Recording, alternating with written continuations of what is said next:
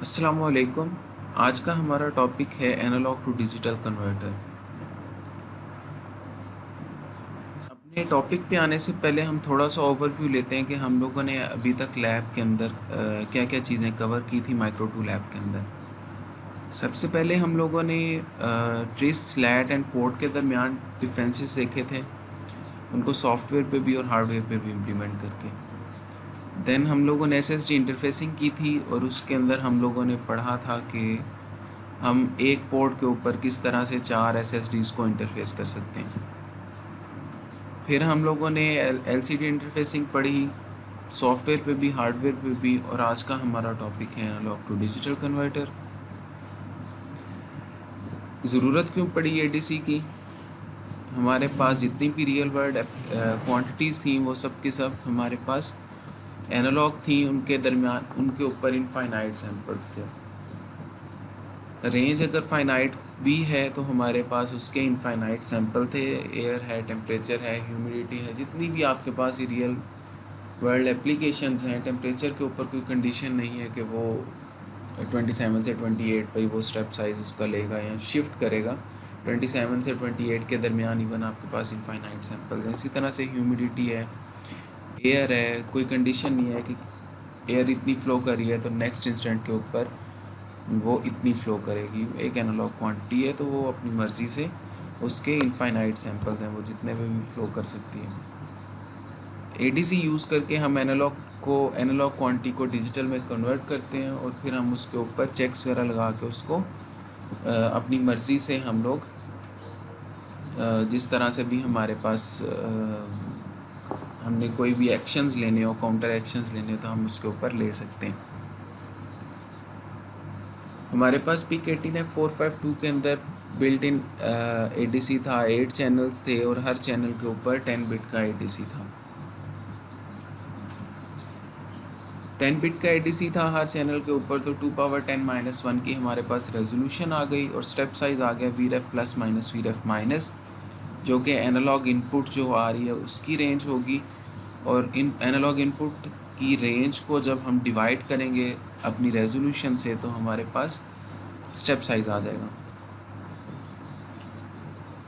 इन 8 analogue channels को हम चार ऐसे ये कंट्रोलिंग चार रजिस्टर्स के थ्रू हम लोग इसको देखते हैं। दो जो हैं वो कंट्रोलिंग रजिस्टर्स हैं, एडकॉन 0, एडकॉन 1, और दो जो हैं वो डाटा रजिस्टर्स हैं, एड्रेस एच, एड्रेस एल। एडकॉन 0 के अंदर जो हमारे पास बिट्स आती हैं, सबसे पहले I add on. Add on जो है, जब भी आप किसी भी एनालॉग इनपुट चैनल को यूज़ करेंगे तो आप इसको 1 करेंगे, अनइम्प्लीमेंटेड, और आगे आ गई गो स्लैश डन।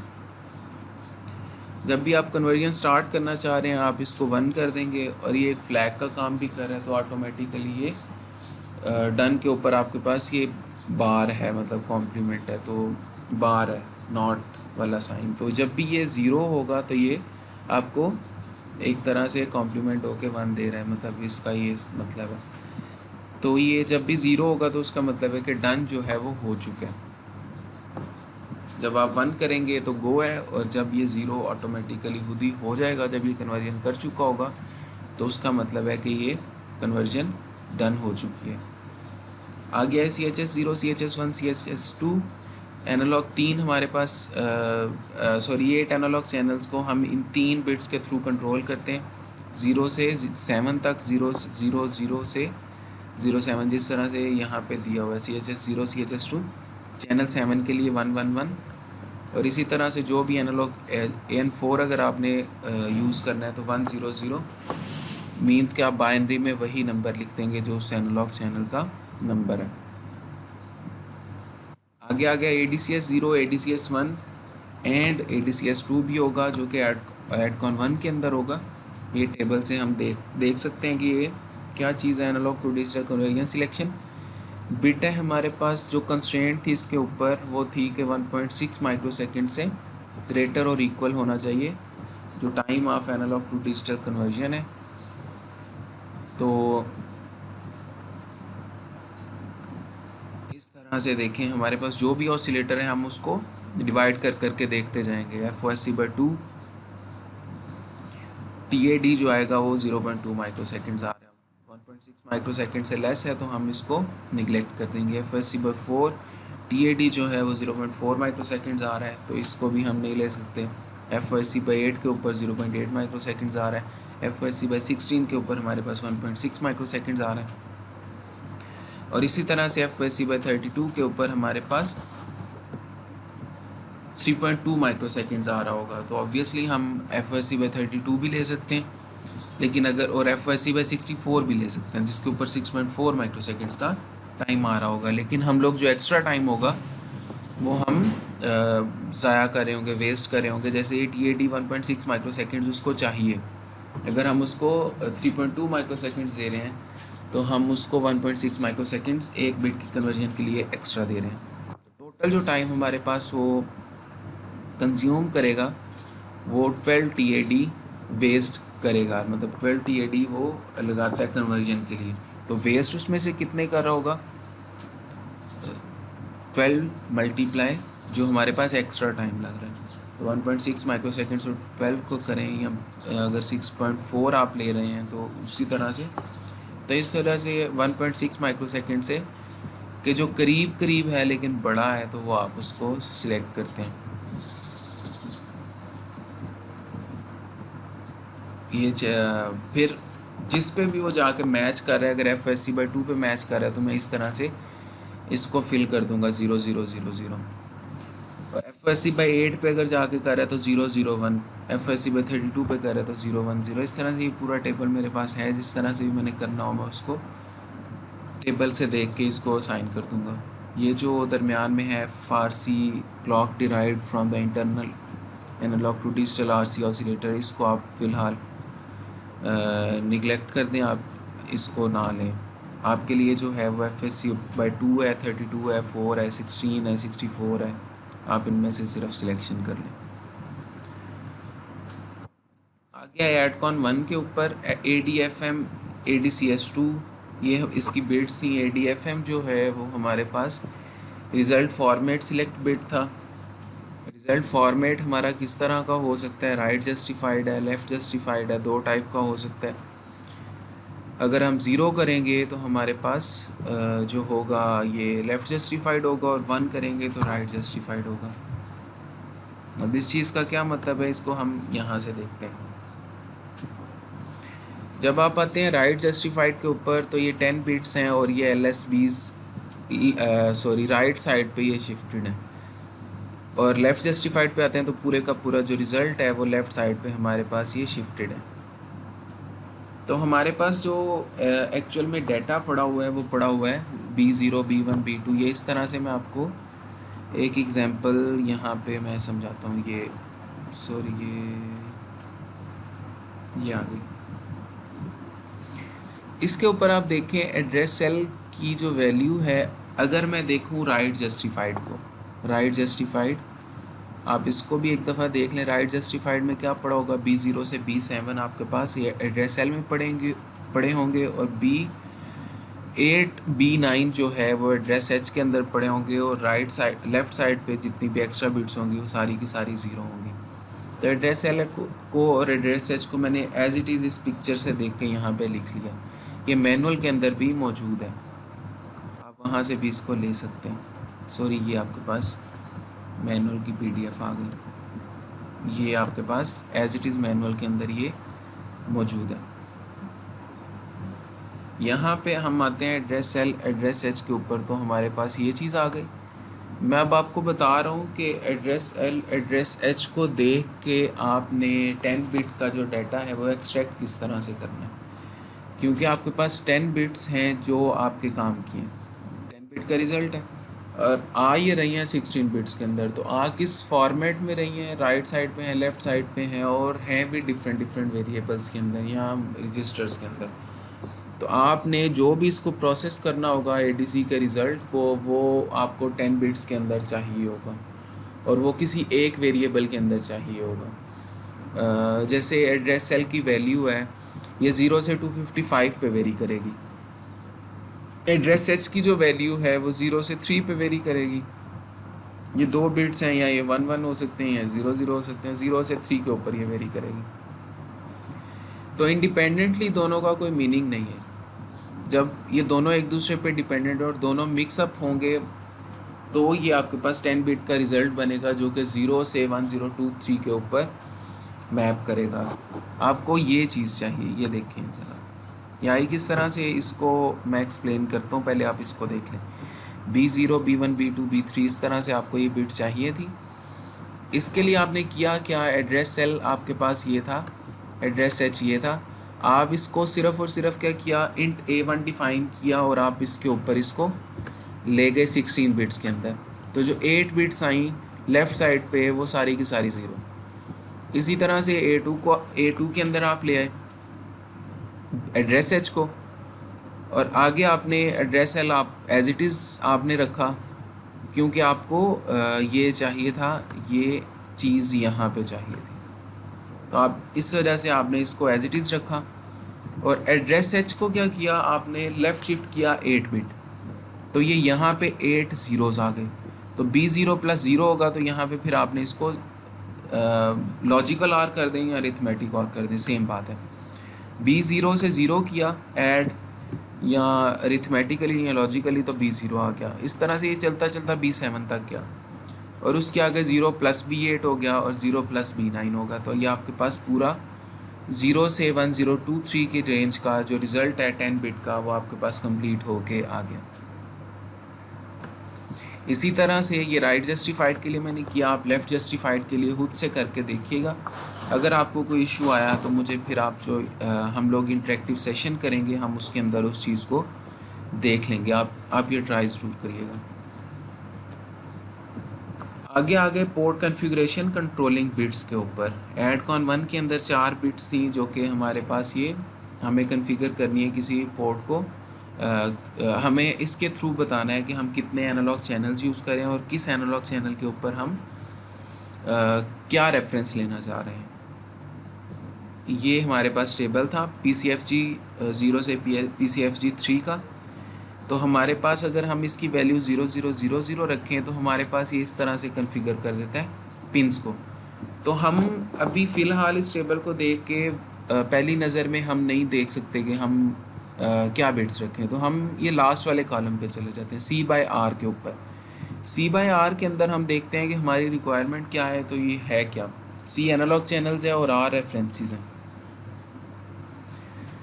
हमारे जो भी इनपुट है, पहली बात तो ये कि वो कितने एनालॉग चैनल्स पे आ रही हैं या कितनी इनपुट एनालॉग इनपुट्स हैं, ये हम C की वैल्यू कवर करते हैं। अगर मैं एक सेंसर यूज़ करना चाह रहा हूँ तो C की वैल्यू होगी 1, अगर 2 एनालॉग चैनल्स यूज़ करना चाह रहा हूँ तो C की वैल्यू 2, इसी तरह से जितने भी एनालॉग चैनल्स मैं यूज़ करना चाह रहा हूँ तो C की वैल्यू वो आ जाएगी, या जितने भी मैं सेंसर्स या इनपुट्स कनेक्ट करना चाह रहा हूँ। और R जो है वो रेफरेंसेस हैं कि मेरी जो इनपुट है वो उसके रेफरेंसेस कितने हैं, एक्सटर्नल रेफरेंसेस की बात हो रही है।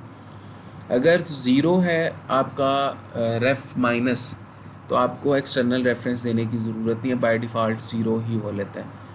और अगर आपका 5 है तो आपको एक्सटर्नल नहीं देना, मतलब इंटरनल 0 और 5 है। 0 और 5 के अलावा कुछ भी आएगा तो आपको एक्सटर्नल की ज़रूरत पड़ेगी। 0 के अलावा कुछ भी आएगा तो VREF माइनस की ज़रूरत पड़ेगी। 5 वोल्ट के अलावा कुछ भी आएगा तो आपको VREF प्लस की ज़रूरत पड़ेगी। तो R उस पर बेस करें, जितने भी एक्सटर्नल रेफरेंसेस आपको चाहिए R की वैल्यू वो है। अगर मैं एक सेंसर यूज़ करना चाह रहा हूँ और उसके मेरे पास 2 रेफरेंसेस हैं, तो मैं यहाँ से देखूँगा 1/2 कौन से, या अगर एक रेफरेंस मुझे चाहिए एक्सटर्नल, तो मैं 1/1 देखूँगा। अगर 1/1 नहीं है मेरे पास, मतलब सारा तो ये है भी नहीं, तो 1/1 में अगर मैं देखता हूँ नहीं मुझे मिलता, तो मैं 1/2 यूज़ कर सकता हूँ या 2/1 यूज़ कर सकता हूँ, जो करीब करीब है। तो ये आपकी फिर चॉइस है, आप देख लें कि आप क्या यूज़ करना चाह रहे हैं, तो आप ये कर सकते हैं। इसके बाद हम लोग आते हैं, ये हमारे पास सारा हो चुका है। इसके बाद हम लोग आते हैं लाइब्रेरी के ऊपर। सबसे पहले आपने इसको एक कमांड थी ADC रीड की, ADC = ADC_readx। जो भी एनालॉग चैनल यूज़ करेंगे आप इसके अंदर दे देंगे। एक कमांड के थ्रू आप ADC को यूज़ कर सकते हैं इसके ऊपर, लाइब्रेरी को यूज़ करके। आना आपको दोनों तरीके से चाहिए, मैनुअली भी SFRs को यूज़ करके और लाइब्रेरी को भी यूज़ करके। जो अभी मैं फिर आपको भी एक एग्जांपल भी मैं देता हूँ कि अगर हमारे पास एक टेम्परेचर सेंसर हो, जो लैब मैनुअल के अंदर आपके पास ये मेरे ख्याल से टास्क मौजूद है इसके अंदर। जी ये मौजूद है टास्क, नहीं ये किसी रजिस्टर के साथ है, लेकिन हमारे पास एक पोटेंशियोमीटर लगा के है। चलिए मैं वैसे आपको एक्सप्लेन कर देता हूँ कि है इसके ऊपर ये LM35 लिखा हुआ। जी टेम्परेचर सेंसर जो हार्डवेयर पे लैब के ऊपर भी आपको मौजूद था, अगर हम मतलब यूनिवर्सिटी के अंदर लैब के अंदर ये कर रहे होते तो हम इसको हार्डवेयर पे इम्प्लीमेंट करते LM35 सेंसर के साथ इस टास्क को, जो कि हम लेते कि एक अगर मैं लूँ LM35 सेंसर लूँ और उसको मैं इंटरफेस करूँ अपने माइक्रो कंट्रोलर के साथ और उस पे फिर मैं कोई चेक्स वगैरह लगा LCD पे मैं उसकी रिज़ल्ट भी देख लूँ कि इस टाइम पे टेम्परेचर कितना है। फिर जो स्टूडेंट्स करते हैं वो अगर किसी के पास लाइटर है तो वो लाइटर वगैरह जला के उसके करीब करते हैं, तो उसकी जो है वो टेम्परेचर वेरी करेगा सराउंडिंग का, तो वो LCD के ऊपर आपको डिफरेंट रिज़ल्ट देगा। तो वो आप रिज़ल्ट जब LCD के ऊपर आ रहा है एक चीज़, तो आप ऑब्वियसली उसके ऊपर फिर चेक्स भी लगा सकते हैं कि ये वैल्यू इतने से इतनी है तो मैं उसके ऊपर हीटर्स ऑन कर दूँ, इतने से इतनी है तो मैं उसके ऊपर फ़ैन ऑन कर दूँ या एयर कंडीशन ऑन कर दूँ। इस तरह से आपके पास ये चेक्स वगैरह आप लगा सकते हैं। लेकिन सबसे पहली बात तो ये है कि आपके पास रिज़ल्ट किस तरह से आता है। तो इस तरह से हम थोड़ी सी ये एग्जांपल देखते हैं। मैं यहाँ पे मेरे पास ये, तो मैं इसको इधर इधर दिखाता हूँ आपको। यहाँ पे ये आप अगर देखें ये इम्प्लीमेंट हुआ ऊपर हम लोगों ने रखा LCD के ऊपर देखना चाह रहे हैं तो LCD के कनेक्शंस डिफ़ाइन किए। ये मैंने आपको बताया था किस तरह से आप एग्जांपल्स में जाके आप इसको कॉपी पेस्ट कर सकते हैं, आपने टाइप भी नहीं करनी इवन। उसके बाद आप आए, आपने ये 3-4 वेरिएबल्स कुछ डिफ़ाइन किए, फ़िलहाल ज़रूरत पड़ेगी तो आप डिफ़ाइन कर लें, इनको छोड़ दें। AD con 0, AD con 1, AD con 2, AD con 0, AD con 1 को आपने किस तरह से यूज़ किया और address L and address H को किस तरह से यूज़ किया, ये अभी हम यहाँ से देखते हैं तो ये आपको ज़्यादा क्लियर हो जाएगा। ऐड कॉन 0 को फिल किया, ऐड कॉन 1 को फिल किया। जो रिक्वायरमेंट्स थी हमारे पास एनालॉग चैनल्स चाहिए थे, एक चाहिए था तो AN0 के ऊपर एनालॉग चैनल ले लिया और FSC/16 10 मेगाहर्ट्ज़ का ऑसिलेटर था। ये प्रोजेक्ट सेटिंग्स के अंदर आप देख सकते हैं 10 मेगाहर्ट्ज़ पीक 18F452 और ADC-S0 ADC-S1 जो ADC-S2 है वो FSC/16 के ऊपर जो बन रहा है उस हिसाब से आपने फिल कर दिया और PCFG0 PCFG1 PCFG2 को आपने कॉन्फ़िगर किया 1/2 के लिए। मतलब आपने जो सेंसर लगा रहे हैं LM35, अगर हम उसकी डाटा शीट को ओपन कर लें तो हमारे पास ये, जी ये मैंने उसकी डाटा शीट ओपन की LM35 सेंसर की। आपके पास कोई भी सेंसर आए तो उसकी कुछ आपके पास लिमिटेशंस होती हैं, कुछ रेंज होती है, जो भी जितनी भी उसकी स्पेसिफिकेशन होती है उसकी डाटा शीट के अंदर मौजूद होती है। इसकी जो है आपके पास 10 मिली वोल्ट पर डिग्री सेल्सियस आपका इसका स्केलर फैक्टर है, या आप इसकी जो कह सकते हैं सेंसिटिविटी है मेरे पास वो है 10 मिली वोल्ट पर डिग्री सेल्सियस की सेंसिटिविटी है इसकी, कि 1 डिग्री सेल्सियस ये चेंज करता है जब 1 डिग्री सेल्सियस जब इसकी इनपुट पे चेंज आएगा तो ये 10 मिली वोल्ट्स चेंज करेगा। तो इसकी जो रेंज आई रेफरेंसेस की 10 मिली वोल्ट पर डिग्री सेल्सियस और जो रेंज आई वो आई -55 डिग्री सेल्सियस से 150 डिग्री सेल्सियस। तो ये -55 डिग्री सेल्सियस से 150 डिग्री सेल्सियस इसकी रेंज बनती है। जब आप इसकी रेंज को कन्वर्ट करेंगे वोल्टेज के अंदर के, वोल्टेज की क्या रेंज आती है, तो वो आप 10 मिली वोल्ट पर डिग्री सेल्सियस को मल्टीप्लाई कर दें -55 के साथ तो ये आ जाएगा 0.55 मिली वोल्ट्स। देखिए ना डिनोमिनेटर में आपके पास डिग्री सेल्सियस है और इसके न्यूमिनेटर में डिग्री सेल्सियस है, तो ये डिग्री सेल्सियस कैंसिल करना है आपने, तो ये आपको 0.55 -0.55 उसका VREF माइनस मिल जाएगा। और जब आप इसके साथ 10 मिली वोल्ट्स को मल्टीप्लाई करेंगे तो आपको 1.5 वोल्ट्स का वीरेफ प्लस मिल जाएगा।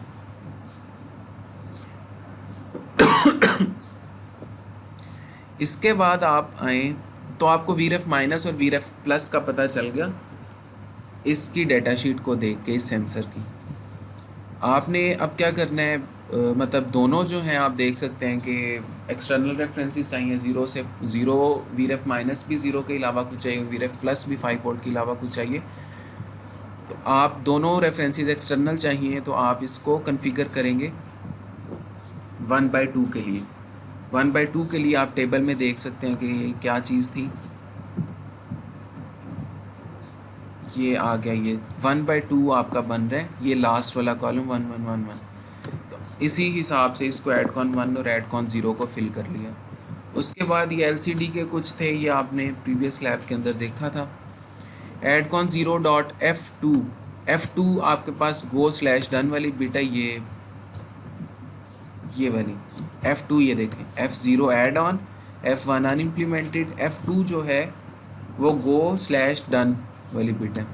तो एडकॉन 0 डॉट F2 के ऊपर मैंने वाइल की कंडीशन लगाई और आगे सेमी कॉलन डाल दिया। सेमी कॉलन का मतलब है कि जब तक ये 1 है ये यहाँ पे वेट करता रहे। मैंने इसको 1 किया खुद से, यहाँ पे मैंने इसको 1 कर दिया था, 1 किया खुद से। और उसके बाद मैंने देखा कि जब ये 0 होगा तो मैं मतलब मुझे पता चलेगा कि कन्वर्जन हो चुकी है, तो मैं ये कोड रन करूँगा। या आप अगर ऊपर नहीं करते, आप यहाँ पे इस तरह से इसको कर सकते थे। यहाँ पे बेशक आप 0 कर दें, फिर भी आपके पास ये बल्कि ज़्यादा अच्छा ये तरीका है। इस तरह से आप अगर चलाएं, जब तक 1 है ये वेट करता रहे, जब 0 होगा तो ये इन कमांड्स को चलाएं। जब इन कमांड्स पे जाएगा, सबसे पहले आपने ADFM की जो रखा था वो राइट जस्टिफाइड रखा था, तो इस वजह से हमने इस तरह से इसको कन्वर्ट कर लिया, जैसे ये एक्सेल शीट के अंदर ये हमने देखा था। आप भी मतलब अगर मैं एडवाइस करूं तो आप इस चीज़ को समझिएगा। जब आपको ये चीज़ समझ आ जाए तो आप लेफ़्ट जस्टिफाइड को देखिएगा, और उसका बेस्ट मेथड ये जिस तरह से मैंने ये टेबल सा एक बनाया पूरा एक्सेल शीट के ऊपर, आप इसी तरह से बना के कोशिश करिएगा, तो वो मेरे ख्याल से आपको ज़्यादा इजीली समझ आ जाएगा कि लेफ़्ट जस्टिफाइड पे मुझे ये जो चीज़ करनी है ये किस तरह से करनी है। उसके अंदर आपको एड्रेस सेल को शिफ्ट करना पड़ेगा 6 बिट्स राइट की तरफ, और फिर एड्रेस एच को शिफ्ट करना पड़ेगा आपको 2 बिट लेफ़्ट की तरफ। तो ये आप देखिएगा, फिर इसको हम लोग इंटरेक्टिव सेशन के अंदर देखेंगे आप लोगों ने इस चीज़ को किया है और किस तरह से देखें। आगे हम लोगों ने एक फार्मूला इम्प्लीमेंट किया जो कि हमारे ADC वैल्यू को कन्वर्ट करेगा टेम्परेचर के अंदर। किस तरह से किया है, और ये एक इक्वेशन है, इससे ऊपर का जो काम होगा वो सब लोग कर सकते हैं, मतलब कर तो बाकी भी सब सकते हैं, लेकिन पेपर के अंदर जब जो क्वेश्चंस आते हैं सिनेरियो बेस्ड आते हैं तो वो सब लोग कर लेते हैं। लेकिन ये जो एक इक्वेशन आती है, ये वाली ये इक्वेशन, इसके ऊपर स्टूडेंट्स जाके थोड़ा सा मतलब समझ लें कि फिर वो डिवाइड हो जाते हैं। मतलब इसने थोड़ी सी ज़्यादा मेहनत की थी या देखा था तो इसको ये इक्वेशन इम्प्लीमेंट कर ली, इसने नहीं की थी तो ये मार्क्स की जो इस क्वेश्चन के अंदर मार्क्स की जो डिफरेंस आएगा वो इस इक्वेशन के ऊपर आएगा। सबसे पहले स्टेप साइज़ को आपने मल्टीप्लाई किया ADC वैल्यू के साथ, और ये एज इट इज़ रहेगा हर सेंसर के लिए। और अभी सॉरी मैंने आपको एक चीज़ यहाँ पे मेंशन नहीं की। सबसे पहला जो मैं ये काम कर रहा था वो कर रहा था जो मेरी एक्चुअल रेंज थी वो -55 डिग्री सेल्सियस से 150 डिग्री सेल्सियस थी। तो जो VREF माइनस था वो -0.55 था, और VREF प्लस जो था वो 150 था। तो मैं इस रेंज के अंदर रहते हुए, मतलब अगर मैं 0 से 10 डिग्री सेल्सियस के लिए भी इम्प्लीमेंट करना चाहूँ तो मैं इस चीज़ को कर सकता हूँ। आप देखिएगा आप किस तरह से कर सकते हैं। 5 से लेके 5 से 10 के दरमियान मैं किस तरह से कर सकता हूँ। मतलब मैं VREF माइनस VREF प्लस जो है वो 5 से 10 के दरमियान रखता हूँ। मेरा ऑब्वियसली स्टेप साइज़ रिड्यूस कर देता है, तो मुझे ज़्यादा अच्छी उसकी एक्यूरेसी मिल जाती है। अगर मैं इस रूम के लिए इम्प्लीमेंट कर रहा हूँ या आप जिस रूम के अंदर बैठे हैं तो आपको आइडिया होगा कि उसके अंदर टेम्परेचर कहाँ से कहाँ तक वेरी कर रहे हैं। तो आपको ये चीज़ माइंड में रखते हुए उसके लिए थोड़ा सा अगर करें तो आपको ज़्यादा अच्छी एक्यूरेसी मिल जाती है। मैं अभी ये जो कोड कर रहा हूँ या सारा ये मैं करूँ 0 से लेके 150 डिग्री सेल्सियस के लिए, 0 से 150 डिग्री सेल्सियस, 0 से 150 मैं यहाँ पे कमेंट्स कर देता हूँ। 0 से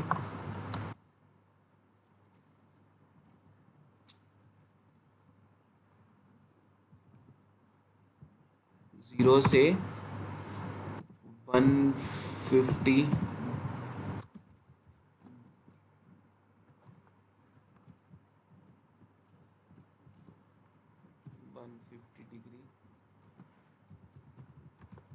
सेल्सियस।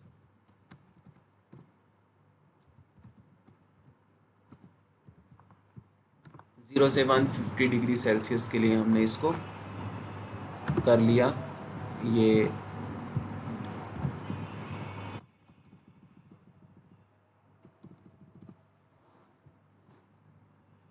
और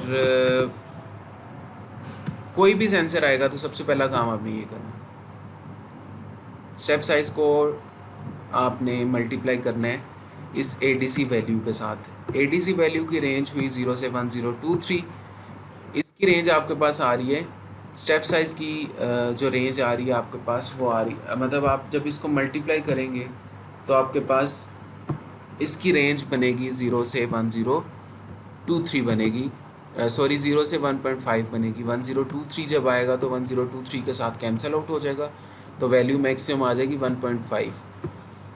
और अगर ज़ीरो आता है तो ये पूरी वैल्यू ज़ीरो हो जाएगी। ये 100 कहाँ से आया इसको देखते हैं। ये 100 हमेशा आपने 1 बाय सेंसिटिविटी से इसको मल्टीप्लाई करना। जो सेंसर की सेंसिटिविटी है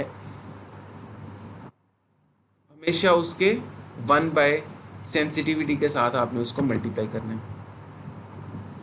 मैं डेटा शीट पे जाता हूँ, ये मेरे पास डेटा शीट थी और इसके ऊपर मेरे पास सेंसिटिविटी उन्होंने दी थी 10 मिली वोल्ट पर डिग्री सेल्सियस। तो अगर 10 मिली वोल्ट पर डिग्री सेल्सियस को मैं मिलीज़ की बजाय मिलीज़ में ना लूँ तो मेरे पास ये बनता है 0.01, और जब मैं इसको 1 से डिवाइड करूँ तो ये वैल्यू 100 बन जाती है। यहीं से as it is 10 milli volt को आप उठा के 1 बाई 10 मिली वोल्ट करेंगे तो आपको ये 100 मिल जाएगा। और फिर आपने ये चेक लगाया कि LCD पे वो बार बार वो मतलब क्लियर करके फिर राइट, क्लियर करके फिर राइट, इस तरह से ना कर रहा हो। जब वैल्यू चेंज हो तो वो फिर ही उसको राइट कर रहा हो।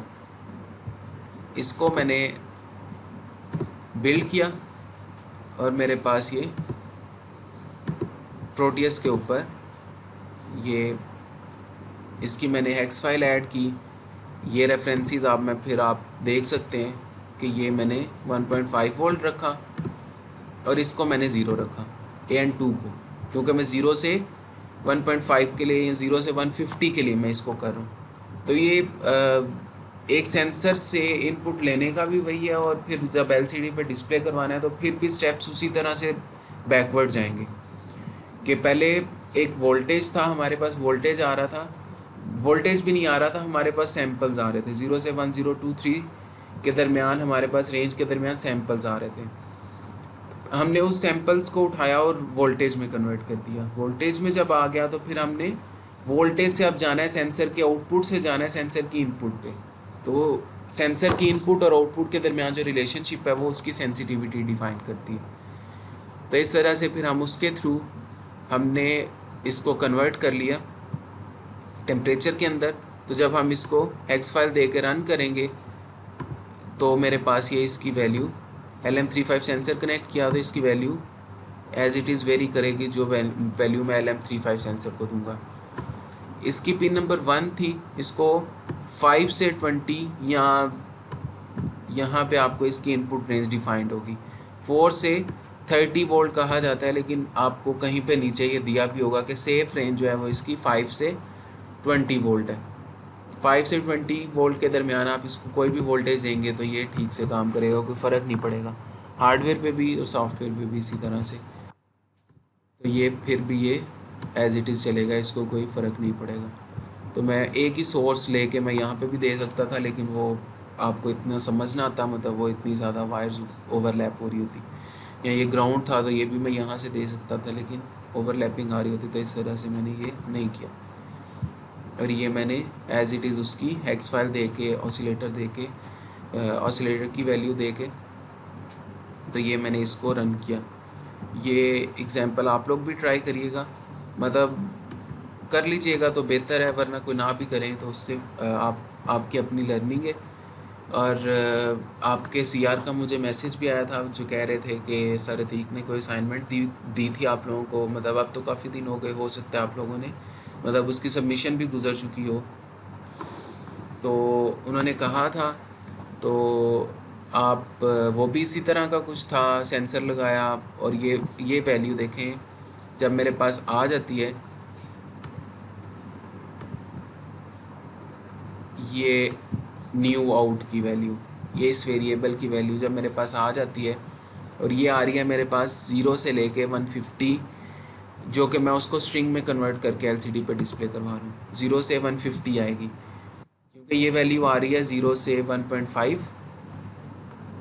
असल में लाइट बंद है रूम की, तो इस तरह से मुझे कीबोर्ड पे कोई नज़र नहीं आ रहा, लिख कुछ रहा हूँ और लिखा कुछ आ रहा है। न्यू आउट पे आया, जो मेरे पास इस चीज़ की रेंज आ रही थी 0 से 1.5, जब 100 से मल्टीप्लाई करेंगे तो 0 से 150 हो जाएगी रेंज। तो इसके ऊपर आप फिर चेक्स लगा सकते हैं कि अगर मेरे पास ये इसकी वैल्यू, इफ़ न्यू आउट की जो वैल्यू है वो ग्रेटर है और इक्वल है 50 डिग्री, तो मेरे पास RC0 पे कुछ कनेक्टेड है, वहाँ पे वो फ़ैन को ऑन कर दें। ठीक है, तो इस तरह से मैं उसके सारे चेक्स लगा सकता हूँ या केस लगा सकता हूँ, स्टेटमेंट्स। तो RC0 underscore pit equal to 1। ठीक है, इस तरह से आप ये सारी चीज़ें ये कर सकते हैं केस लगा के भी। और ऑब्वियसली RC0 को मैं ऊपर फिर आउटपुट डिफाइन करूँगा, तो ये सारा काम इस तरह से मेरे पास हो जाएगा। इसके ऊपर आपको जो भी चीज़ की ना समझ आई, या जो भी आपकी कोई क्वेश्चन आंसर्स हुए इस टॉपिक के रिगार्डिंग, एडीसी के थ्रू, एडीसी के जितने भी आपके कोई असाइनमेंट मिली हुई या कुछ भी इंटरेक्टिव सेशंस के अंदर हम उनको डिस्कस कर लेंगे। लाइब्रेरी के थ्रू ये हुआ, लाइब्रेरी के थ्रू भी आपको एडकॉन 1 देना पड़ता है, आपको इसको बताना पड़ता है एडकॉन 1 की ये 4 बिट्स, इन 4 को आप 0 करें 1 करें वो इनको देखेगा ही नहीं, वो सारा एडीसी की जो ये कमांड है इसको देख रहा होगा, यहाँ से ले रहा होगा। लेकिन ये जो 4 बिट्स हैं यहाँ पे आप डिफ़ाइन करेंगे कि ये कितने एनालॉग चैनल्स हैं और कितने उसके एक्सटर्नल रेफरेंसेस हैं। तो ये सारी चीज़ें आपको फिर भी PCFG वाली आपको ये डिफ़ाइन करना पड़ेगी, और ये इक्वेशन भी आपको डिफ़ाइन करना पड़ेगी। तो सिर्फ डिफरेंस जो है वो ये 2-3 कमांड्स का है, इनका और इनका है। और ये जो चीज़ है ये बेस करेगी आपके रिज़ल्ट फॉर्मेट के ऊपर, राइट जस्टिफाइड है या लेफ़्ट जस्टिफाइड है। तो फिर इंशाल्लाह हम लोग इंटरेक्टिव सेशन के अंदर मिलेंगे। जो भी आपके क्वेश्चन आंसर्स हुए बेशक आप उसको गूगल क्लासरूम के ऊपर ही कमेंट में कर दीजिएगा या मैसेज कर दीजिएगा। तो या वैसे इंटरेक्टिव सेशन के अंदर हम लोग फिर उस टाइम पे ही जो भी आपके क्वेश्चन आंसर्स हुए उनको सुन के हम डिस्कस कर लेंगे। तो उम्मीद है आपको एडीसी की या ये टॉपिक की तो समझ आ गई होगी, लेकिन जो भी क्वेश्चंस हुए फिर उनको हम लोग देख लेंगे। ओके, अल्लाह हाफिज़।